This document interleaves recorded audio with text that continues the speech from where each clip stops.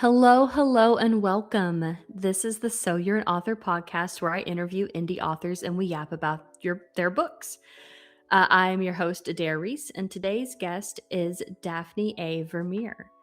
Now, Daphne is an author of literary speculative fiction that explores the everyday consequences and moral complexities of extraordinary circumstances.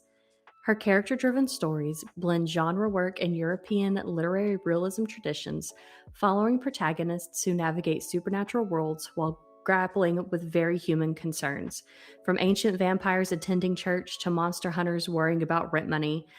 Set across Europe, her work finds psychological depth in the spaces between the magical and the mundane.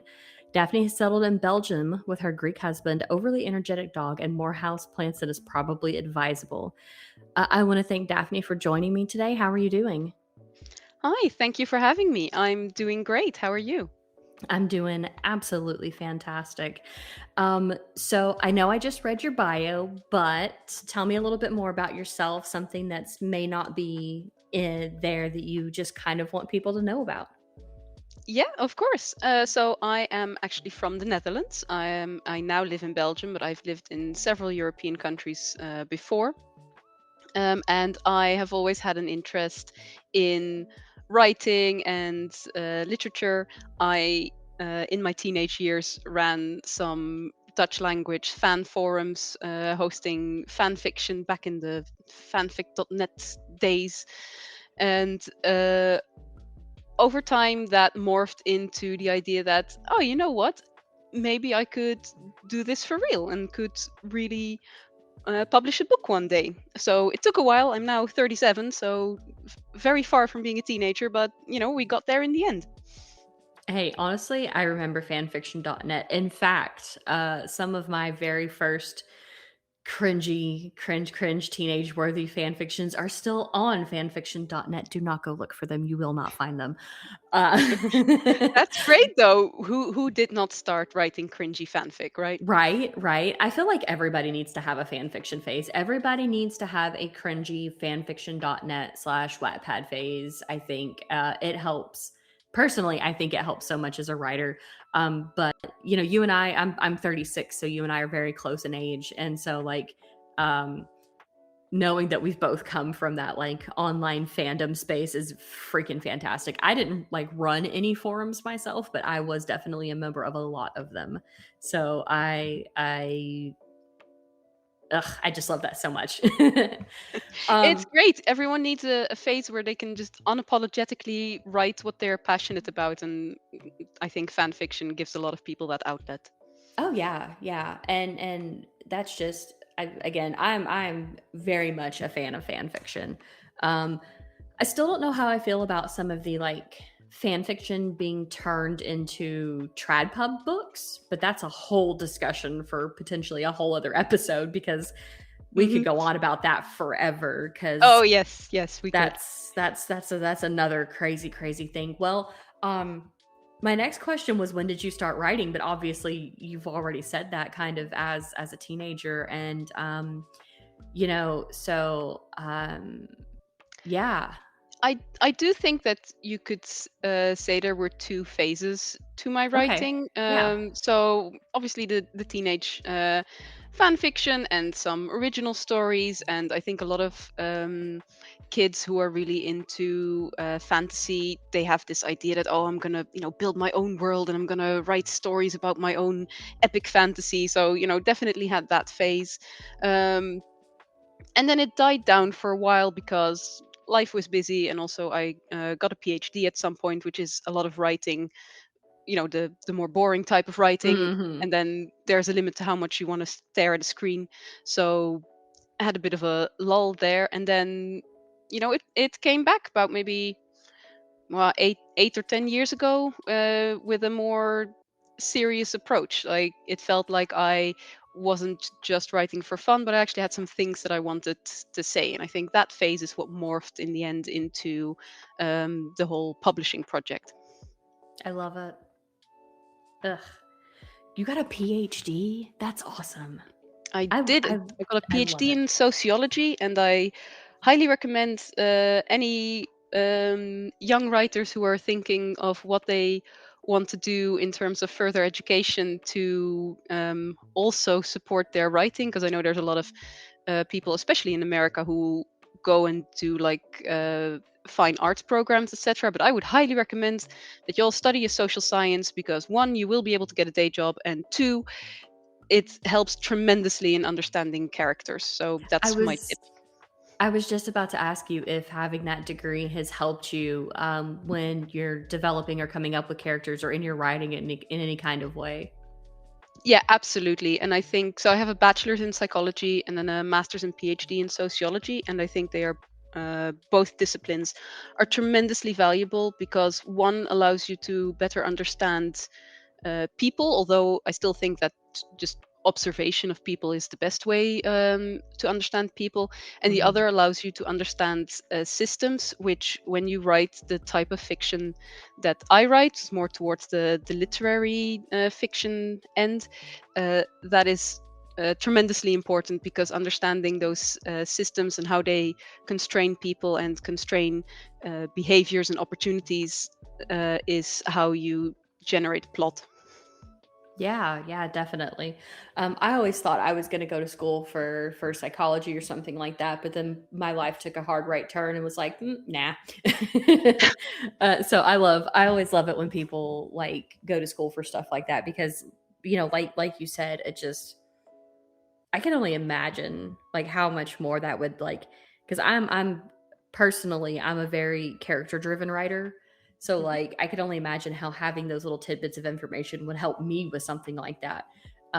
So like see now I'm just even more excited to read your book and to have other people read your book and No, thank you you. know whatever else that you have coming out after the night shift because that just makes me so happy because I love characters like I pick up a book for the characters more than I pick it up for the plot. Yeah, I think everyone. Well, no, I don't think everyone does, but I think many people do. I think if your characters are good, people will forgive a mediocre plot, but uh, an intricate plot cannot be appreciated if the characters are flat.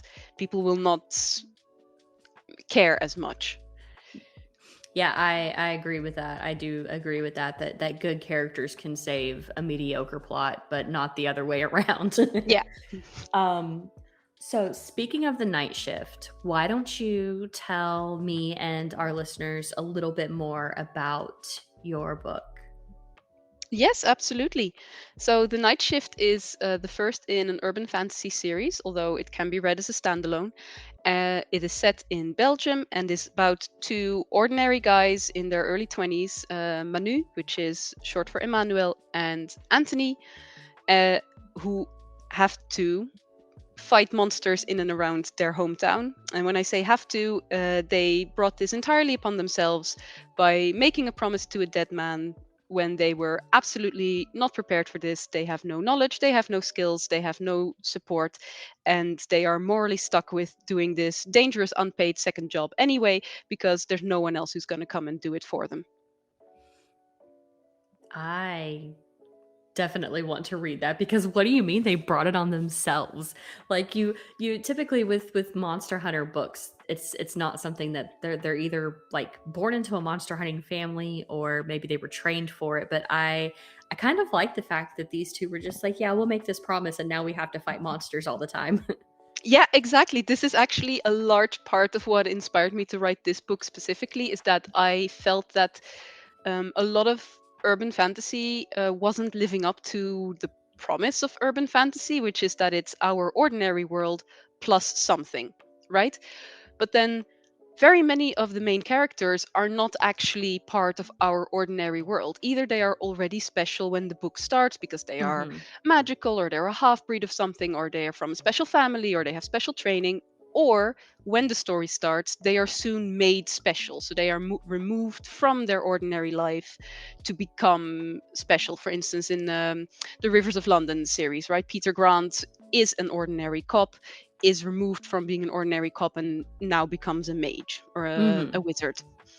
Um, and I felt that that was betraying the whole point of someone being ordinary. If I were to find out tomorrow that magic was real, that would be predominantly an inconvenience because I still have a day job and I still have a mortgage, right? Right. So yeah, so like that's nice and all, but I hope that the magic can wait until, the hours between say 7 and 10 at night, because that's my only free time slot. I cannot deal with this stuff the rest of the time. And that is in large part why I was inspired to write this story. What if you really were just some guy and you ran into the supernatural, and now you have to deal with it whether you like it or not? And so Manu and Anthony encountered this issue in their last year of high school.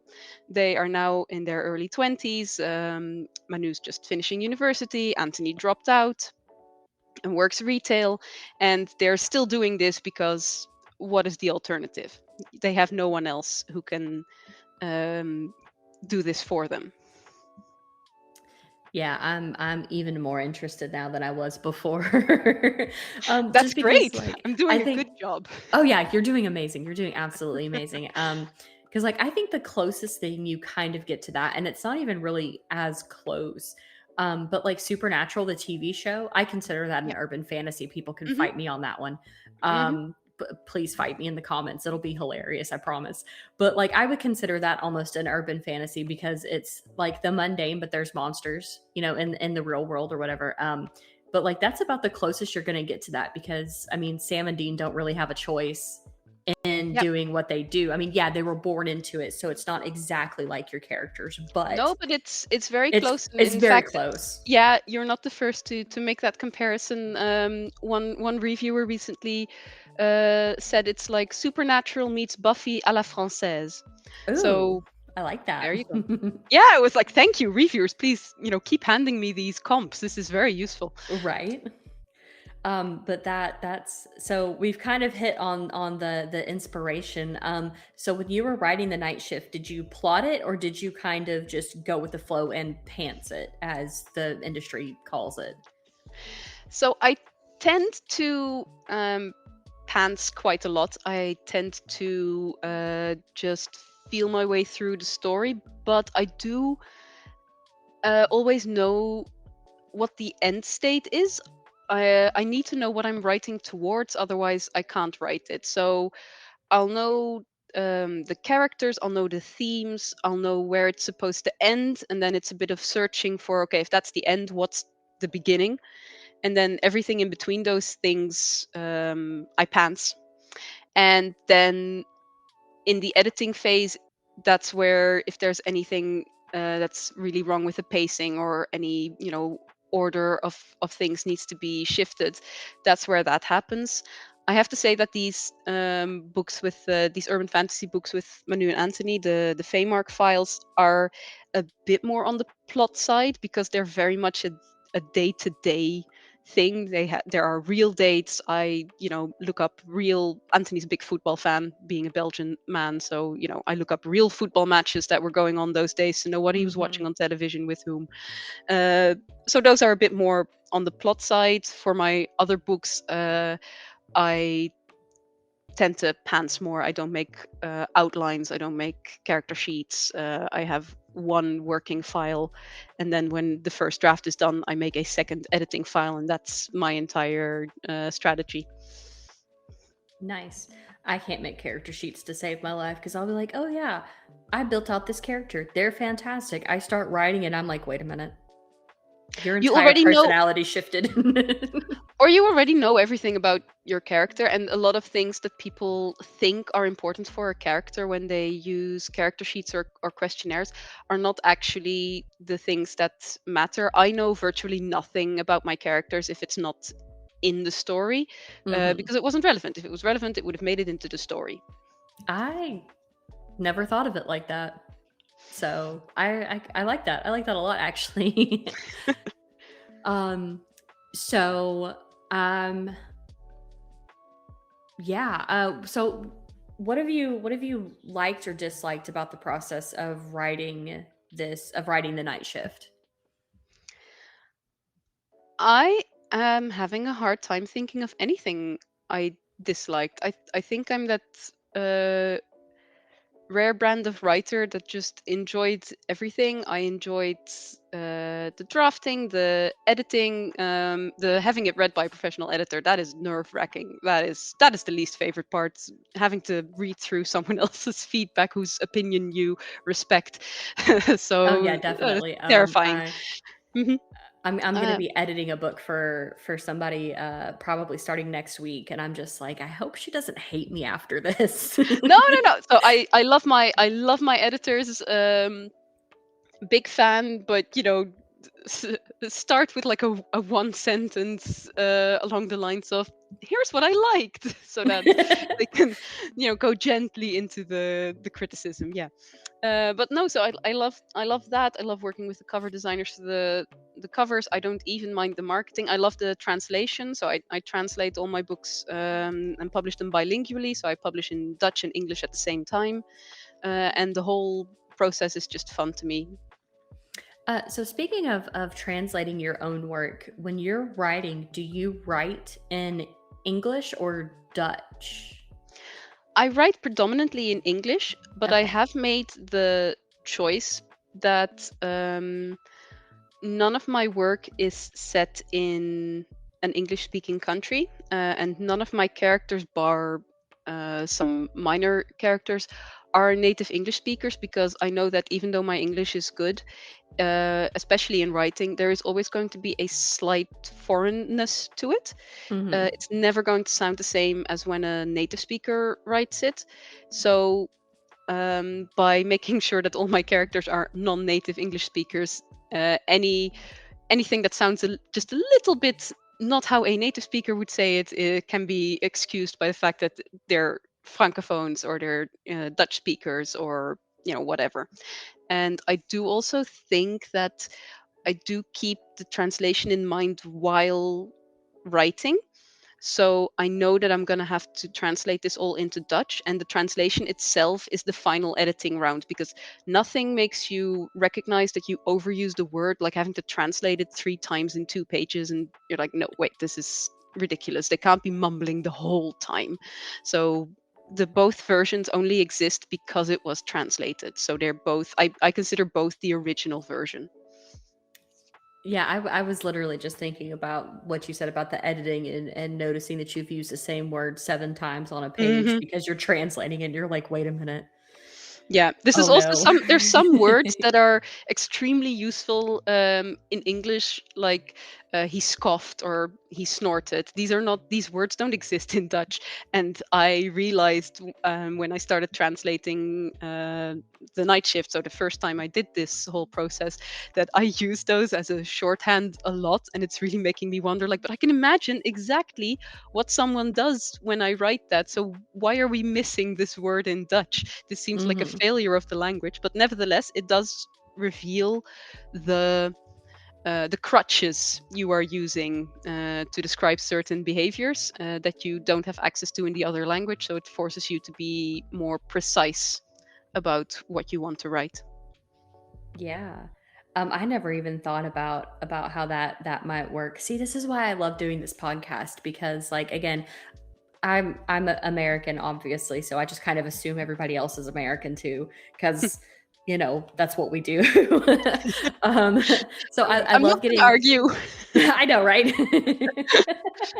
So like I love getting to talk to people in Europe and other places like that get to kind of do things like that, that aren't native English speakers that get to have that kind of, I don't know what I'm looking for exactly, that kind of like different experience with their writing and then the translating and everything else, Hmm. because I wouldn't even, like I said, I wouldn't even think about any of my stuff getting translated unless I was with like one of the big five and they wanted to Yeah. do something like that. Um, Mhm.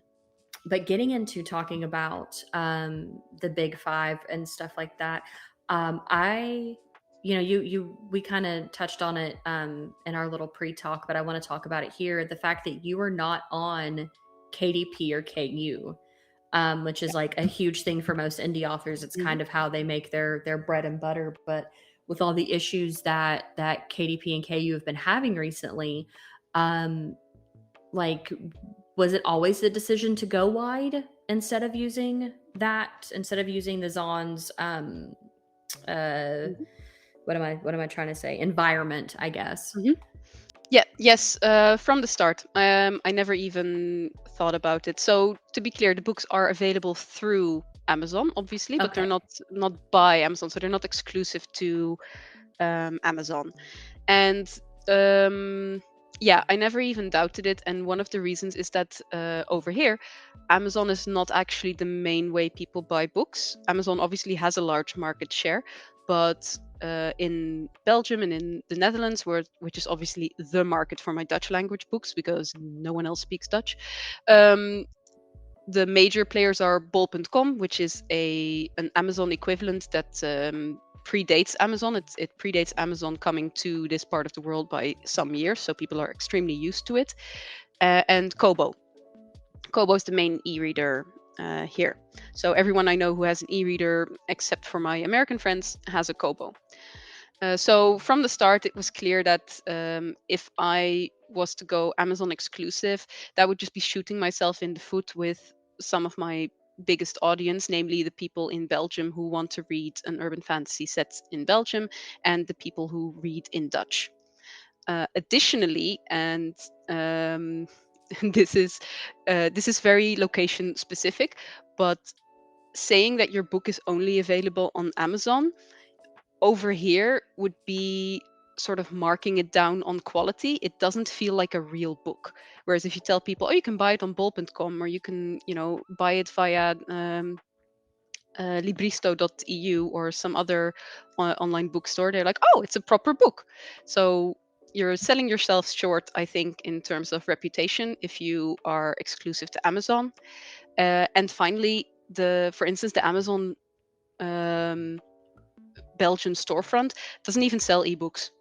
So Really? yeah, it's not in the same system as the rest of Amazon. So each local storefront, so the Amazon France, Germany, Belgium, they each make their own decisions and have their own system. And the Belgian one doesn't sell ebooks, so that would have been a really bad idea. And also, finally, I have to say, I'm just philosophically opposed to exclusivity. So there was that. It was never going to sit right with me. I totally get that. I haven't fully finished my first whatever I'm going to release, whether it's my little novella or this novel that I've drafted and I'm in the editing phase of right now. Who knows? But my whole thing was I didn't want to be exclusive with Amazon either. Mm-hmm. I want to go wide. Now, Draft Digital is doing some things, so I'm trying to look at other avenues Mm-hmm. to kind of figure out exactly how I'm going to do that. But I thought the same thing. I was like, why give them the exclusivity of something? But it is absolutely crazy to me that you saying that if you told somebody over there and then in the Netherlands or Belgium that you had exclusively published with Amazon, they would have been like, oh, Yeah. okay. Because Yes. over here, it's the exact opposite. Like if you aren't with Amazon Really. over here, people are like, oh, so your book's like not that like it's kind of crazy how that's That Amazon is is so such a thing interesting. here. Yeah. I never realized that. Well, that's good for me to know for when I market to Americans, I guess. But no, it's completely different here. I mean, I'm not saying that obviously people do buy books from Amazon. Yeah. So, it's not terrible, but it is a different signal. And I think Mhm. this is also related to um, regarding who your audience is. Because if I was writing, I don't know, romance novels or something, it would be completely different, right? The um, people have different expectations of romance novels. They expect them to be in KU more than other genres. Mhm. For instance, the readership of romance novels just um, voraciously reads through KU novels. So then it would have been a very different decision to make. But for something like my work, and then the urban fantasies is actually the most standard, shall we say, genre legible of my planned novels. Um, that is not my audience. My audience is people like me who I don't shop at Amazon myself. I haven't seen an online ad since 2010, if I could help it, right? Like uBlock Mhm. Origin is embedded in my browser. Um, or my mom reads a book a week and she has no social media. She also doesn't shop at Amazon. She has a Kobo. So if you think of who your audience is, your audience may be on KU if you write specific genres and if you are mainly marketing to specific geographic regions, but they may not be. The people who like your book may be somewhere else entirely, and then it makes more sense to devise your strategy from the ground up to find them where they are, because you're never gonna convince someone to move platforms for you. You're never going to convince someone to um, find books in ways that they don't already find books. So you have to go to where they do find their books. And that's a big thing coming up with Amazon. Again, you saying that you're not going to be able to make your audience, get something else just, for you. Hmm. Because there's been a lot of talk on threads recently, especially with everything that's been going on with KDPs, page reads, and stuff like that, of people being like, well, I guess I'm just going to have to convince my readers to go to Kobo or to read on Apple Books or whatever else there might be out there, or purchase straight from their website, and read things that way. But you're right. It's really hard to convince people to leave something that they're super familiar with. And over here in the States, Kobo is not as predominant or as big Hmm. as it seems to be over there. Um, in Yeah, fact, people yeah, people are I like, "What's see a that. Kobo?" But I see that I get no Kobo ebook sales in the US, but I get them in Canada and Germany and the Netherlands and Belgium, Mhm. right? So I can see that exactly. It's if America is your largest market, then I understand being tied into the Amazon ecosystem. It's far more of a monopoly there than it is in other regions. Yeah, and I never really even thought about that until the whole Kobo thing started, and now talking to you and realizing, "Oh, it's just because Amazon has us in a chokehold and won't let us go, that, we're kind of just all a lot of us are just like, "Oh, well, like, what am I supposed to do now that they've let AI take over everything?" And now my page reads aren't like what they were. Like, what am I supposed to do? Which the whole AI conversation is a whole other conversation too. Um, Hmm. but it's just, and then of course you have um, a little bit on the AI topic. You have like Drafted Digital putting up this new thing where, like, if you don't make a certain amount of money, they Yeah. charge you, and it's to quote unquote combat AI. And even Kobo has been rejecting a lot of things Hmm. recently, because it's all a bunch of AI stuff. And I think that's really going to be interesting to kind of watch over the next year or so, to see how the indie space kind of navigates Yep. through that, because people seem to think that you can just have, chat GBT like pump out a book for you and then you Mm. just publish it, and that's not how any of that works. No, no. So it's going to be interesting to see how these companies kind of pivot towards either embracing the AI slop, which Amazon seems to be kind of doing a little bit, sorry not sorry, I th- or if they're going to try to combat it more. I think this is going to be a differentiator between platforms, and I agree with you that I think Amazon is going to be on the AI side of things, and this connects a bit with what I said earlier about certain genres being more dominant on Amazon, Mhm.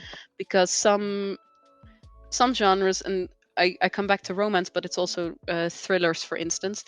The the readers read a lot of books very quickly, but have on average, of course, relatively low standards for the book. Not in terms that they want it to be badly written.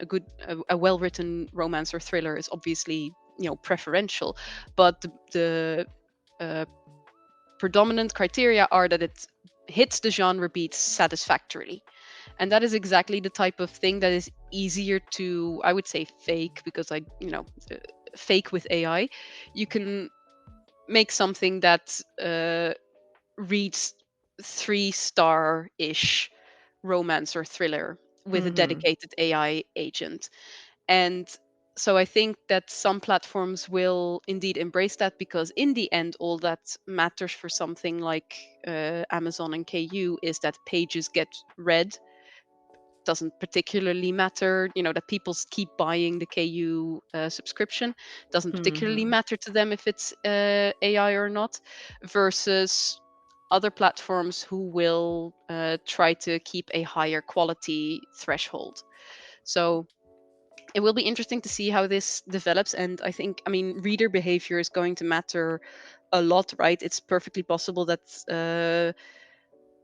for a while readers won't really notice that how much AI slop there is, but that at a certain point, because it keeps rehashing the same beats, right? You're never going to be surprised by something created by AI, so that readers may, after a while, opt out of the AI focused ecosystems because it has become boring to them.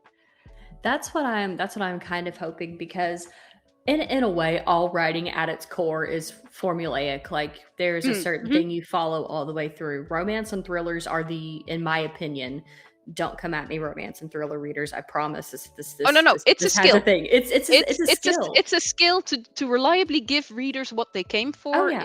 Is a skill, and I don't have it. So absolutely Yeah, no like shade on romance and thriller I writers. love They're great. I love the romance and thriller writers who are just like, I know exactly what I'm doing, how to get to that Mm-hmm. point. Here's your happily ever after. Exactly. Here's your into the thriller. I can't do that either. I can't do that either to save my life. Like, I was trying to plan a romantasy at one point, and I was like, I don't Mm-hmm. know how to get them to the happy ending, because what do you mean they get to be happy? um, but Mm-hmm. but but what I was getting at is that it's so formulaic that it is easier for AI to just spit a bunch of that out. And it's I'm really hoping that readers do get bored of it, and Mm-hmm. they get bored of the same, it's not X, it's Y, or the Yeah. whatever AI is doing at the time that it stole from all of us as human writers. Yeah. Yes. And I think I've seen it more in the younger generation. I have a son, he's 18, and I've seen it more in his generation and younger, that they're tired of AI already. And they Mm. haven't even really gotten into like the workforce where they're being forced to use it or things like that. And so um I'm really interested to see how, as readers being that young, if they're going to start calling out, like, this is totally just like AI slop and I don't want to read it, and how we're going to get an older demographic of readers to go back to like human wrote books. And that was another point, was like I think a lot of people are craving more human created things Mm-hmm. recently, because AI shoved in our face so much that we're like, Yeah. I would rather go back to analog than deal with this. um so that's definitely going to be something interesting. Now, again, you're international, so you have a whole different like idea is than what we have like over here in America. um are y'all having AI shoved in y'all's faces Oh, too? Like, yes. okay. I Yeah, wasn't sure if that was absolutely. just like an American tech bro No, no, thing no. or Unfortunately, I wish it were. I mean, no, no, that would suck for you. But no, it is definitely worldwide. We see the same thing. The one saving grace, I guess, is that uh, in other languages, and for instance, Dutch only has, like, what does Dutch have? 30 million native speakers, right? Versus 1.5 billion English speakers. So Mhm. um, the incentive to integrate Dutch language AI everywhere is less, and it's less good because it has less text to be trained on. Mhm. So that is something that you do see mitigate a little bit how much AI is integrated everywhere. And when it comes to AI generated books, that means that AI generated books in Dutch is much harder to do, even with a dedicated agent. And also that, say, Dutch literature, it's an AI can't fake or write something in the style of Dutch literature as easily as it can mimic an English literature or Mhm. style, because it just doesn't have the prerequisite training data. That is See, again, I love this because I'm learning so much stuff that I never knew before, and it's great. One other thing, kind of a little bit sort of piggybacking off of that, is the fact that um, you had mentioned that you don't do paid ads and you No. have like kind of a different marketing outside of social media, because again, social media pushes a lot of AI stuff and people want to use it. And I'm not saying everybody who markets on social media uses AI, just let me clear that up, but that's where you see a lot of it. So like what have been the benefits and the drawbacks of no paid ads and a different kind of marketing experience outside of just social media marketing? Yeah, so first I have to say that obviously I can't know how I would have done if I had done paid ads and did 6 trial reels a day and whatever the Mm-hmm. current meta is for social media advertising. So I can't compare. I can only say how I am doing at the moment. Yeah. So one thing is I suck at social media. I didn't have social media as a private person before I decided to start publishing books. I managed to make it to 36 without ever so much as making a Facebook account. Um, so I came to it new, and I have to say, if you're someone who comes to this all as an adult who remembers the early days of the internet, it is very shocking how dysfunctional everything is. So for instance, I can't believe that like Instagram is something that's just accepted as being required to run a small business when it is Right. absolutely horrible for doing so. It's Right. Yeah, exactly. So I knew this about myself going in, so I was already predisposed to try and find a strategy that would not require me to be great at social media. Um, that combined with what I think I mentioned earlier regarding knowing who your readers are and where they are.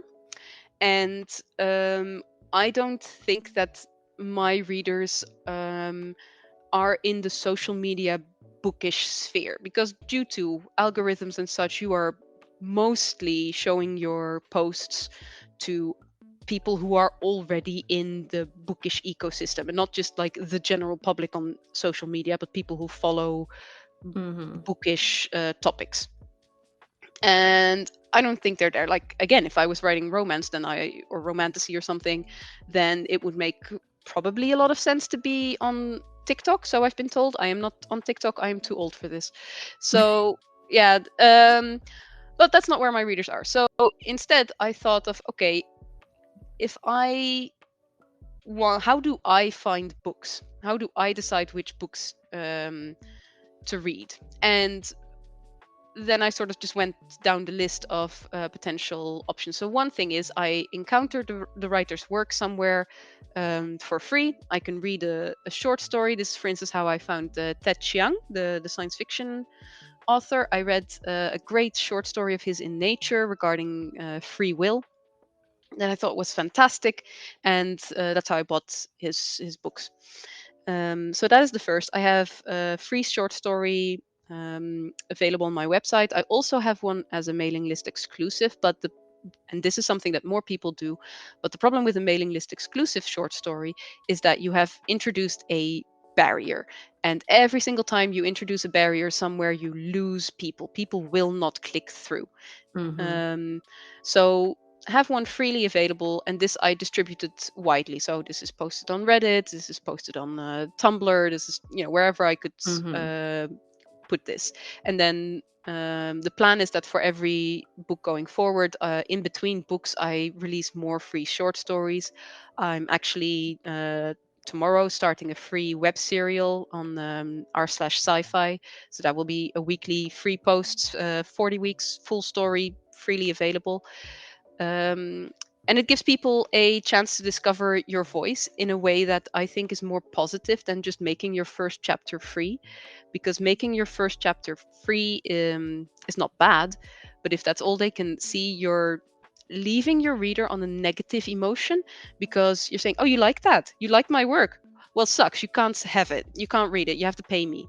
Mhm. And that's not where you want to leave readers. If you give them a short story with a full arc, they can see how you handle a full story, the emotional arc, the characters, and they end on a positive note of, oh, I liked that, what else is there? And several people have replied to my short story in various places saying that they bought the book because they read the short story. So that is one. Then another thing is, I said figure out where your readers are. So one thing I do is I identify specific online or real life communities and then go and market there. And then the temptation is to, or the temptation, the danger is that you end up doing sort of drive-by marketing. You come by, you're like, hey, here, have a link, and go, and you're going to get removed for spamming, and no one's going to read it. Yeah, here's my business card with a QR code. Good luck. Exactly. Yeah, no, that's not what you want. You want to think specifically about what you are bringing to the table in that community. And this is, for instance, something I did with The Night Shift, urban fantasy set in Belgium. I don't know any other urban fantasy set in Belgium. I, in fact, know very few books that aren't written by Belgian authors that take place in Belgium. I guess Agatha Christie's Poirot is Belgian, but the books never take place in Belgium, so that doesn't count.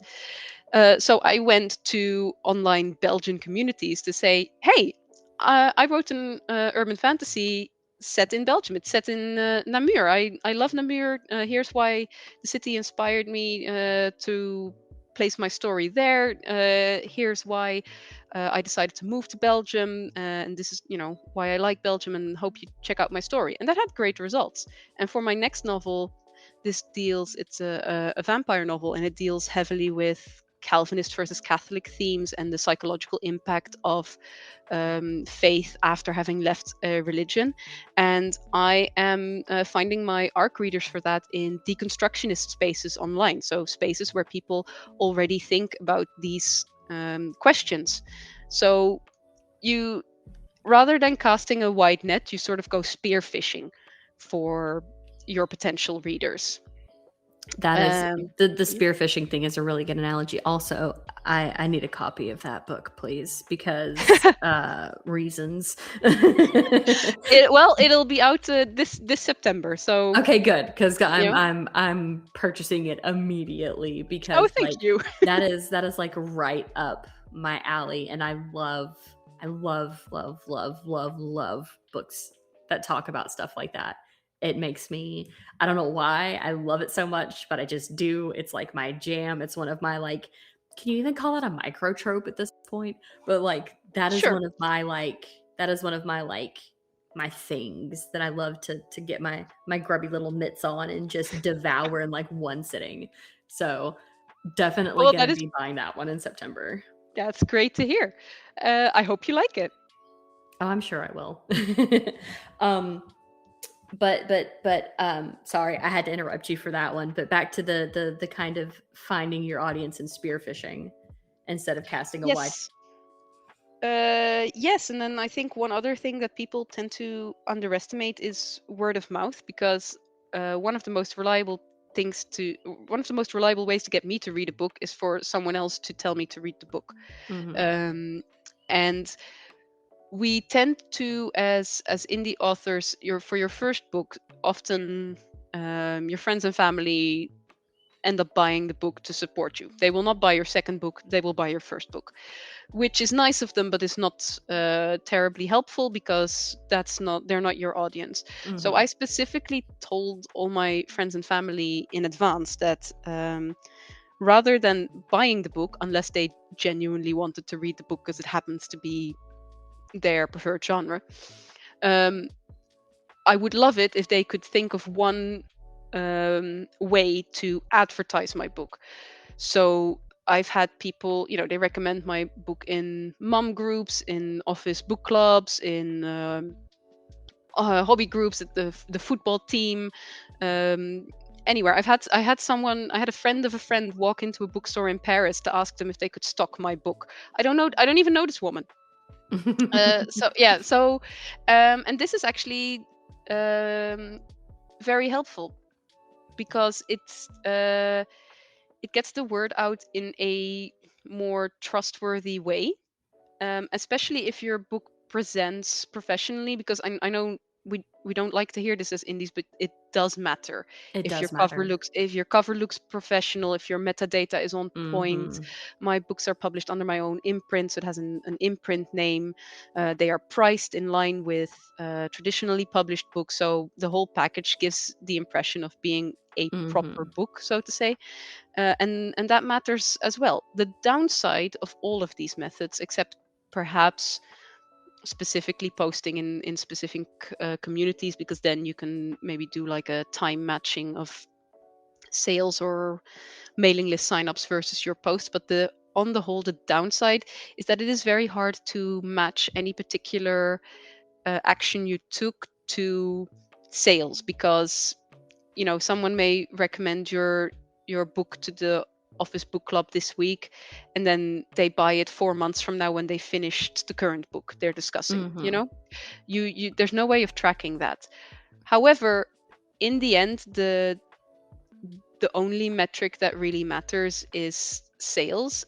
And the advertising way of paid ads, trial reels, and all of that tends to make the mistake of mistaking impressions and click-throughs and engagement for sales. They say, "Oh, my marketing did great, but I didn't make any sales." Then your marketing didn't do great. You made a Mm-hmm. great Instagram post, or you made a popular TikTok video, or whatever, and that was the product. The post was the product. The post is what did well, but it was bad marketing because it didn't result in sales.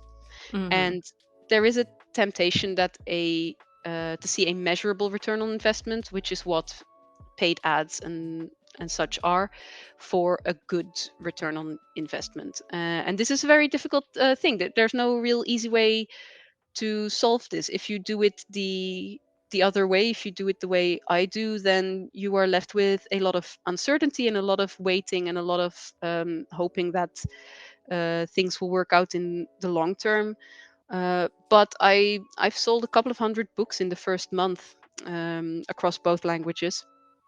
So, and I'm happy with that. I'm hitting the milestones that I set for myself.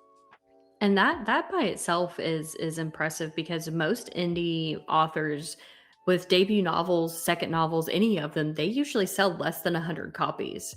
So Like I've on heard, although I that's have to say, I've never seen a source for this. So I do so wonder. I might have to do some digging on that, because again, it's the same thing I've heard too, ever Hmm. since I started this whole journey is, oh, well, most indie authors, they sell under 100 books and blah blah blah. But I mean, I've seen some that are contrary, like you just said, you've sold hundreds of books between both languages, and I've seen Hmm. other indie authors with their debuts who have, sold thousands. Hmm. And It happens. yeah, it's just you hit. It's all luck, honestly. A lot of people don't. Luck luck is a huge part. It's not fun to Hmm. hear, but it is true. But the good thing about that is that if you write more than one book, then every new book is a new opportunity for you to be the lucky one. So Exactly. you're creating new opportunities, and then if one of the books does end up doing well, that sells your backlist, right? So the best Yep. way to sell books is to write more books. I agree on that one. Um, Especially because again, it's literally just and like you said, a lot of people don't want to hear it, but it is luck. It's sometimes the algorithms love you, and that marketing Hmm. post will be pushed out and you'll get sales off of it and you'll explode. And then other times you're talking to crickets, which I think Yep. is why I see so many indie authors who are like so hard on themselves because their Mm. social media marketing doesn't do well, or the analytics on it, which I am, for one, am obsessed with analytics. I check them way too much on, not only the podcast but other things too.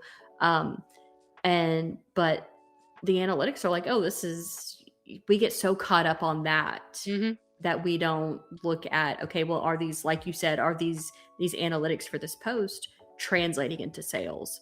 And Yep. people get so, and I understand it too, like it sucks. And that's Oh why yeah. I think more of us, in my opinion, maybe need to take a page out of your book and kind of do some off social media, because I think people forget about Reddit and Tumblr.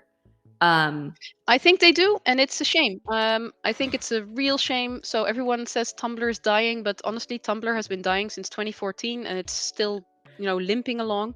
It's where I found my most enthusiastic ARC readers. It's where I'm finding a great community of both readers and writers. And I think what Mm-hmm. people forget is that both Tumblr and Reddit pre-select for an audience that reads, because these are heavily text dominant social media, which is not like Instagram, TikTok. These are visual media, things like Threads or Twitter or X or Blue Sky. These are for really short messages, but Reddit and Tumblr, you can post a 1,500 word post and people are going to engage with it. Oh yeah. So you're pre-selecting for that, which means that you have a higher hit rate. Especially on Tumblr, if you have, I was deep in the trenches of Tumblr when Super Hulock was a thing. If that tells you Yes. anything, That does, it does. So yeah, so I feel like maybe it's changed over the years. I haven't really immersed myself in that ecosystem, but I feel like if you have good like fandom comps for your stuff on Tumblr, like you can still find that audience who's going to be like, oh, your book is like ABC, let me read that. And I think a lot of people do forget that Tumblr and Reddit exist. And I love that you're posting a serial on Reddit. I love that you're utilizing that, and I think maybe hopefully some authors who are also listeners will kind of be like, oh, why didn't I think of that, and kind of take some of the things that you've been talking about and try to move their not really move, I should say, but like shift to where they're also doing not just strictly, reels and TikTok and threads, and they kind of shift more into, let me get to these spaces where these readers are that I'm completely missing. Yep. Yeah, I can recommend it, and I hope the Reddit serial will catch on. It's just to be a little bit boastful. So the serial is going to be on Reddit because it is an epistolary novel styled as forum post. So the medium and the format match. So I hope that's gonna do quite well. Oh, I'm sure it will. I've seen serials do pretty good on Reddit. The no sleep horror ones tend to do really, really well. But I'm excited to see how a sci-fi one. Yeah, exactly. Unfortunately, there's no straight sci-fi on r/no sleep, but yeah, it's a proof of concept, right? It can do well there. I feel like if I ever write a horror novel, I'm gonna serialize it on no sleep first, just for the proof of concept. Of course. But yeah. So, what would you like to talk about now? We've got a few minutes left, so floor's open. Good question. I would like to make a pitch for particularly Anglophone readers or readers who only speak English to explore more translated books and translated literature, because it will open your mind to whole new styles of writing. And I think especially if you are a writer yourself, it can be very easy if you only read in one country's tradition or in one language's tradition to think that this is what books look like, this is what books are structured like, and this is what language does. But for instance, I write in English, but very much from a Dutch social realist tradition, which means that I am allergic to lyrical language. I use quite flat language, flat prose, and that is not a flaw, because I know that sometimes this is treated as a flaw in English writing, or it's called workmanlike and not as a compliment. But it's not. It is a stylistic choice, and it does quite well. I get a lot of positive feedback that my books are easy to read, for instance. Or the idea that a book must have conflict. That's a cultural idea. Or the idea that a book must have a clear viewpoint character. All of these are just conventions, and if you read outside your own language area, then you are exposed to new ideas, and that is both good for you as a reader, just as a person, but also really good for you as a writer, because it encourages you to be more creative and be more daring in using language in the way that allows you to tell your story the way you want to. See, I personally even need to do that more. And it's funny that you bring up that your writing isn't so lyrical, because my fiance is from the UK, and while they do speak English, it's British English and American English are very, very Hmm. different. And the way that he writes it's not as like lyrical and prosy as how I write. Like there are very clear differences. Like his is that kind of like what you said. But I absolutely love it.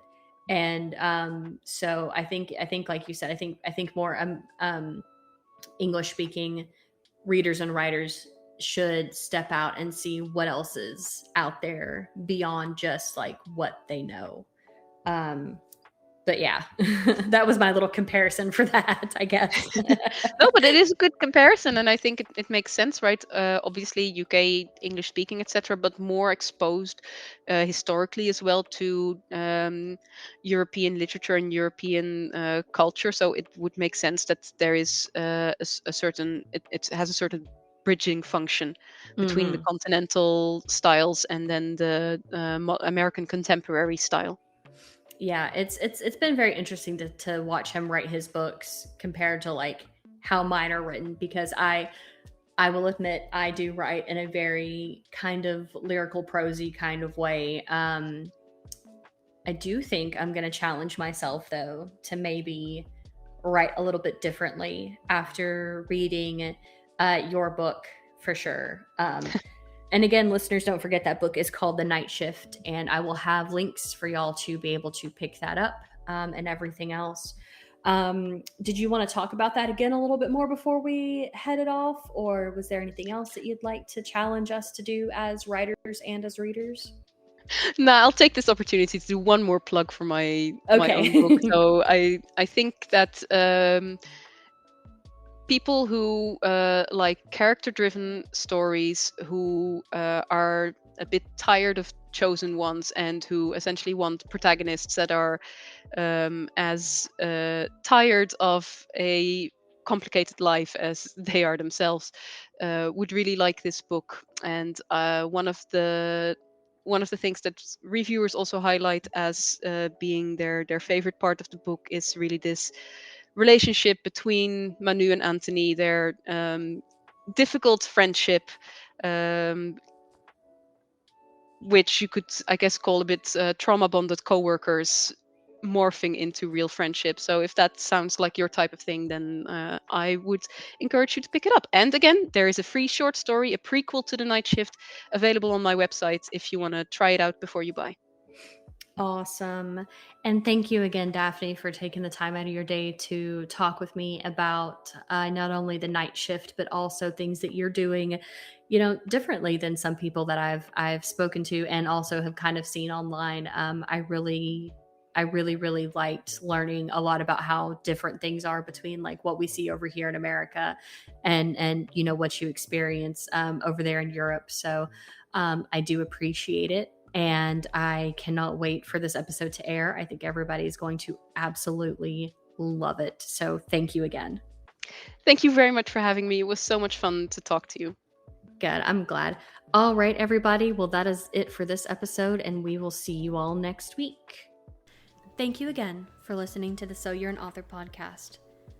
In the description, you will be able to find not only our socials, but also the socials for the author that we have interviewed in this episode.